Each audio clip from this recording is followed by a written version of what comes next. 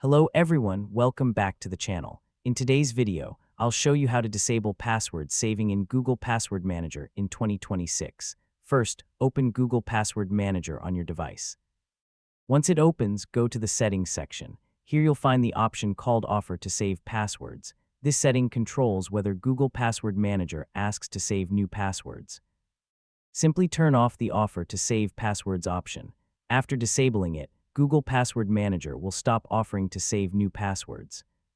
Your previously saved passwords will remain in Google Password Manager, and you can still view, edit, or delete them whenever you want. Disabling password saving does not remove your existing passwords. It only prevents Google Password Manager from asking to save new passwords in the future. If you ever want to enable password saving again, return to the Settings section and turn the Offer to Save Passwords option back on.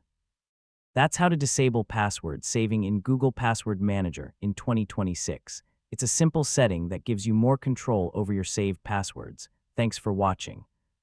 If you found this video helpful, don't forget to like, subscribe, and I'll see you in the next video.